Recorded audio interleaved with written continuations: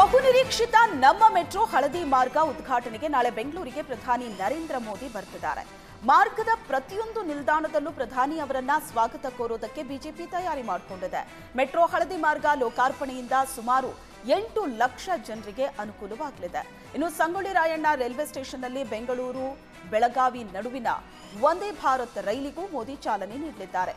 ಆ ಬಳಿಕ ನಮ್ಮ ಮೆಟ್ರೋ ರಾಗಿಗುಡ್ಡ ನಿಲ್ದಾಣಕ್ಕೆ ತೆರಳಿ ಅಲ್ಲಿಂದ ಎಲೆಕ್ಟ್ರಾನಿಕ್ ಸಿಟಿವರೆಗೂ ಮೆಟ್ರೋದಲ್ಲಿ ಪ್ರಯಾಣ ಮಾಡಲಿದ್ದಾರೆ.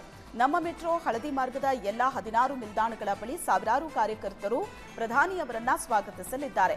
ಪ್ರಧಾನಿ ಮೋದಿ ಆಗಮನ ಹಿನ್ನೆಲೆ ಬಿಜೆಪಿಯಿಂದ ಹಮ್ಮಿಕೊಂಡಿದ್ದ ರೋಡ್ ಶೋವನ್ನ ಸಮಯದ ಕೊರತೆಯಿಂದ ರದ್ದು ಮಾಡಲಾಗಿದೆ. ಶಿವಮೊಗ್ಗದ ಗ್ರಾರಿಪ್ಟನ್ ಪೇಟೆ ಪಟ್ಟಣದ ನಡೆದ ಮನೆ ಕಳ್ಳತನದಲ್ಲಿ ಕೊನೆಗೂ ಆರೋಪಿಯನ್ನ ಬಂಧಿಸುವಲ್ಲಿ ಪೊಲೀಸರು ಯಶಸ್ವಿಯಾದರು. ಆಗಸ್ಟ್ 2ರಂದು ಕೋಟೆ ತಾರಿಕಾ ಗ್ರಾಮದ ದಾನಮ್ಮ ಅನ್ನೋರ ಮನೆಯ ಬೀಗ ಮುರಿದ ಖದೀಮರು ನಗದು ಹಾಗೂ ಚಿನ್ನಾಭರಣಗಳನ್ನು ದೋಚಿದ್ರು. ಪ್ರಕರಣ ದಾಖಲಿಸಿಕೊಂಡಿದ್ದ ಪೊಲೀಸರು ಸ್ಥಳೀಯ ಗುಪ್ತಚರ ಜಾಲದಿಂದ ಮಾಹಿತಿಯನ್ನ ಪಡೆದು ಕಣಬಂದೂರು ಗ್ರಾಮದ ಸಂತೋಷ್ನನ್ನ ಅರೆಸ್ಟ್ ಮಾಡಿದ್ದಾರೆ.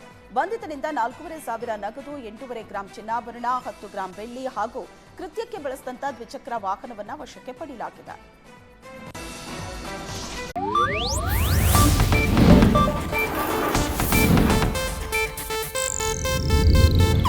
ಇದು ಏಷ್ಯಾನೆಟ್ ನ್ಯೂಸ್ ನೆಟ್ವರ್ಕ್ ಪ್ರಸ್ತುತಿ.